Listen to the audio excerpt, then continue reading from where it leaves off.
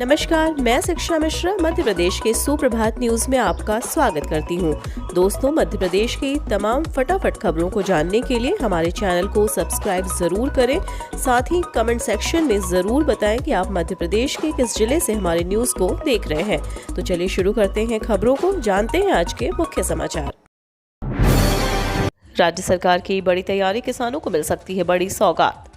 राज्य में किसानों को जल्द बड़ा तोहफा देखने को मिल सकता है। प्रदेश सरकार द्वारा किसानों के ऋण माफी की जा सकती है। जानकारी के मुताबिक राज्य सरकार ऐसे किसानों के ब्याज का भुगतान कर सकती है जिसे बैंक द्वारा डिफॉल्टर घोषित किया जा रहा है। सीएम शिवराज द्वारा इसकी घोषणा भी की गई थी। राजधानी के मोतीलाल नेहरू विज्ञान महाविद्यालय के मैदान में किसान को संबोधित करते हुए सीएम शिवराज ने कहा था कि राज्य सरकार डिफॉल्टर किसानों के ब्याज राशि की प्रतिपूर्ति करेगी। वहीं अगले साल मध्य प्रदेश में विधानसभा चुनाव है। ऐसे में किसानों को राहत देने के लिए सरकार द्वारा यह तैयारी की जा सकती है। कर्मचारियों अधिकारियों के लिए बड़ी तैयारी, पुरानी पेंशन, महंगाई भत्ते और पदोन्नति की मांग। मध्य प्रदेश के सरकारी कर्मचारियों अधिकारियों की एक बार फिर राज्य के शिवराज सरकार के खिलाफ आंदोलन पर जाने की तैयारी है। अधिकारी कर्मचारी संयुक्त मोर्चा संघ द्वारा फैसला लिया गया है कि अगर राज्य सरकार जल्द एमपी में पुरानी पेंशन योजना, केंद्र के समान भत्ता, समयमान वेतनमान, पदोन्नति समेत मांगों को पूरा नहीं करती है तो जनवरी 2023 से प्रदेश में बड़ा आंदोलन किया जाएगा, जिसकी रूपरेखा भी तैयार कर ली गई है। सीधी भर्ती के विरोध में एक दिन की हड़ताल पर रहेंगे प्रदेश के लाखों कर्मचारी। सीधी भर्ती के विरोध में मध्य प्रदेश के शासकीय विभागों में काम करने वाले लाखों अनियमित कर्मचारी और स्थायी कर्मी 22 दिसंबर को एक दिन की हड़ताल पर रहेंगे। मध्य प्रदेश कर्मचारी मंच के प्रांत अध्यक्ष अशोक पांडे ने एमपी नगर स्थित मसाला रेस्टोरेंट में आयोजित पत्रकार वार्ता में बताया कि सभी कर्मचारी अपनी 6 सूत्रीय मांगों को लेकर एक दिन का अवकाश लेकर भोपाल पहुंचे और यहां लिंक रोड नंबर 1 पर चिनार पार्क में एकत्रित होकर धरना देंगे। इस दौरान कर्मचारी मुख्यमंत्री के नाम एक ज्ञापन जिला प्रशासन के अधिकारियों को सौंपेंगे। पांडे ने बताया कि प्रदेश में काम करने वाले 10 साल की सेवा पूर्ण कर चुके लाखों अनियमित कर्मचारी, स्थायी कर्मी और दैनिक वेतनभोगी नियमित होने का सपना देख रहे हैं। ऐसे में सरकार इन सभी कर्मचारियों के अधिकारों का हनन करके शासकीय विभागों में रिक्त 1 लाख पदों पर सीधी भर्ती कर रही है। जनवरी में होगा 4 साल से रुका हिंदू उत्सव समिति का चुनाव। मध्य प्रदेश राजधानी भोपाल में बीते 4 साल से रुके हिंदू उत्सव समिति के चुनाव आखिरकार अब जनवरी महीने में होने जा रहे हैं। चुनाव प्रक्रिया को लेकर 20 से 27 दिसंबर तक मतदाता सूची में संशोधन किया जाएगा। शहर में हिंदू धार्मिक आयोजनों का संचालन करने वाले हिंदू उत्सव समिति के बीते 4 साल से चुनाव रुके हुए हैं। हालांकि अब 22 जनवरी 2023 रविवार को चुनाव होने जा रहे हैं। चुनावी प्रक्रिया के लिए 20 से 27 दिसंबर तक मतदाता सूची में संशोधन किया जाएगा। मतदाता सूची प्रक्रिया के लिए तिलक मार्केट इतवारा स्थित आरके बैंड के पास टेम्पररी कार्यालय खोला जाएगा, जो दोपहर 1 बजे से 5 बजे तक संचालित रहेगा। शिवराज सरकार की बड़ी तैयारी, नवीन परियोजनाओं में खर्च होंगे 8,000 करोड़ रुपए। मध्य प्रदेश में फिर से परियोजना कार्य को बल दिया जा रहा है। लगातार सीएम शिवराज अधिकारी कर्मचारियों को निर्देश दे रहे हैं। इस बीच प्रदेश में सड़कों की मरम्मत के कार्य में तेजी लाई जाएगी। इसके लिए 6 महीने का समय तय किया गया है। वहीं 8,100 करोड़ से अधिक राशि खर्च करने की तैयारी की गई है। आगामी विधानसभा चुनाव को देखते हुए इस तैयारी को महत्वपूर्ण माना जा रहा है। प्रदेश में सड़कों को सुधारने की तैयारी की गई है। इसके लिए 8,000 करोड़ से अधिक रुपए खर्च किए जाएंगे। इंदौर में 135 घरों का किया जाएगा सर्वे, पूछेंगे कितना लाभ मिला। सरकार द्वारा चलाई जा रही योजनाओं का लाभ लोगों को कितना मिल पा रहा है, इसकी जानकारी जुटाने के लिए नीति आयोग देश भर में सर्वे करवा रहा है। इंदौर में 135 परिवारों का सर्वे किया जाएगा। पिछले 10 साल में इन परिवारों में शिक्षा, स्वास्थ्य और रोजगार के स्तर में आए बदलाव को सर्वे में शामिल किया जाएगा। इस बार ऑनलाइन होने वाले सर्वे में लोगों से मौखिक सवाल पूछे जाएंगे। इसमें पहली बार जिले के 6 निजी और 6 सरकारी अस्पतालों को भी शामिल किया जाएगा। इन अस्पतालों में उपचार की तमाम व्यवस्थाओं की जानकारी जुटाई जाएगी। प्रदेश के 35 जिलों में सर्वे होना है। मध्य प्रदेश में जोर पकड़ रहा है ओबीसी आरक्षण का मुद्दा। मध्य प्रदेश में ओबीसी आरक्षण का मुद्दा फिर जोर पकड़ने लगा है। शुक्रवार को शिवपुरी में ओबीसी महासभा के कार्यकर्ताओं ने सीएम शिवराज को काले झंडे दिखाए। वे ओबीसी समुदाय को 27% आरक्षण की मांग कर रहे थे। ठीक उसी समय एमपी में सरकारी नौकरियां और शैक्षणिक संस्थानों में दाखिले के लिए ओबीसी आरक्षण को 14 से बढ़ाकर 27% किए जाने पर हाईकोर्ट द्वारा लगाई गई रोक को हटाने की मांग वाली याचिका पर सुप्रीम कोर्ट ने सुनवाई से इनकार कर दिया। याचिका में कहा गया था कि हाईकोर्ट की रोक के चलते पिछले 4 वर्षों से सरकारी भर्तियां रुकी हुई हैं।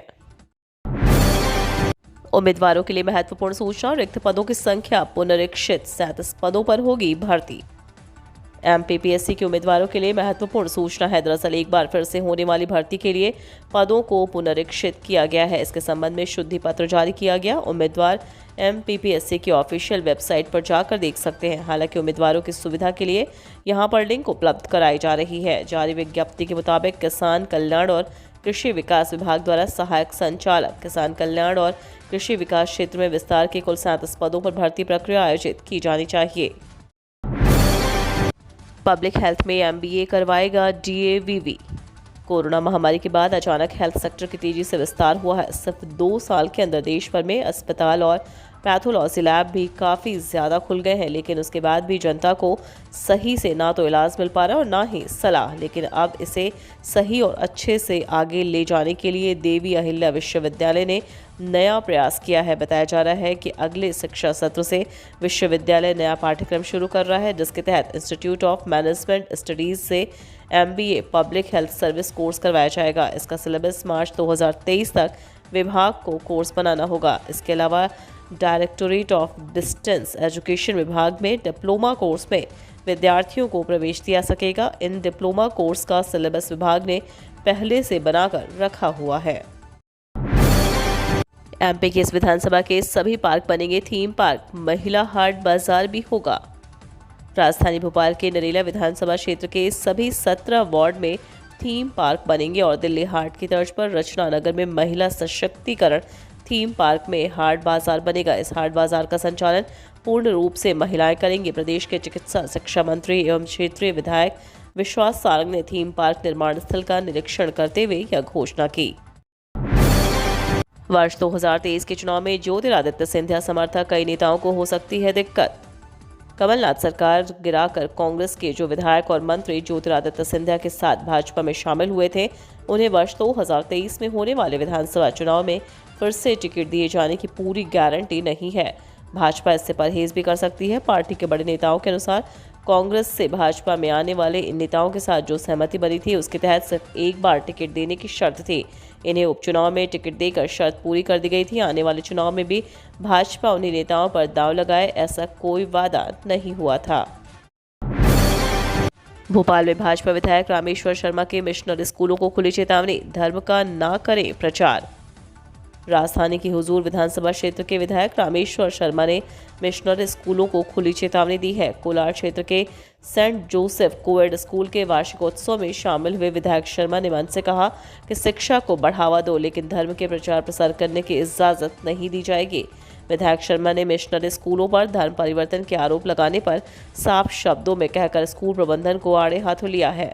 उन्होंने कहा कि राष्ट्रगान के बाद भारत माता की जय बोलने पर मनाही करने की ज़रूरत नहीं है। शिक्षा को बढ़ावा देना अच्छी बात है, लेकिन धर्म को बढ़ावा देना बिल्कुल अच्छी बात नहीं है। 1 माह के भीतर उच्च शिक्षा विभाग में 2000 पदों पर निकलेगी भर्ती।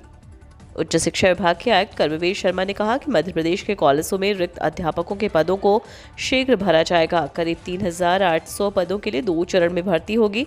पहले चरण में 2000 पद भरे जाएंगे। इसके लिए 1 माह के अंदर विज्ञापन मध्य प्रदेश लोक सेवा आयोग से जारी होगा। आयुक्त जबलपुर में रानी दुर्गावती विश्वविद्यालय पहुंचे, जहां उन्होंने पत्रकारों से चर्चा की। वायदा कारोबार शुरू करने की मांग, सीपीएआई का रुख सोपा के उलट।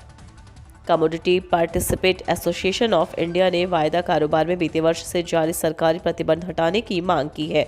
सीपीआई ने सेबी को पत्र लिखकर 7 एग्री कमोडिटी में वायदा कारोबार फिर शुरू करने की मांग की है। बीते साल दिसंबर में सेबी ने सरकार की सिफारिश के बाद सोयाबीन, सरसों, चना, गेहूं, धान, मूंग, सीपीओ में वायदा कारोबार को प्रतिबंधित कर दिया था। अब एसोसिएशन ने हवाला दिया है कि सरकारी रिपोर्ट के अनुसार देश में सोयाबीन का स्टॉक अच्छा हुआ है। टैक्स पेयर्स के लिए खुशखबरी, इनकम टैक्स में 5 लाख तक की मिल सकती है छूट। आम बजट 2023-24 की तैयारी जोर शोर से चल रही है। अगले साल फरवरी में पेश होने वाले बजट में टैक्स पेयर्स को सरकार बड़ी राहत दे सकती है। दरअसल इंडस्ट्री बॉडी एसोचैम ने सरकार से मांग की है कि वह अगले बजट में इनकम टैक्स में छूट की सीमा बढ़ाकर 2 गुनी कर दे। एसोचैम ने कहा कि अगर टैक्स में छूट की लिमिट को वर्तमान के 2.5 लाख रुपए से बढ़ाकर 5 लाख रुपए कर दिया जाता है तो मांग में तेजी आएगी। इससे अर्थव्यवस्था में उपभोग को बढ़ावा मिलेगा। वर्तमान में आम नागरिकों के लिए 2.5 लाख तक के इनकम पर टैक्स नहीं लगता है।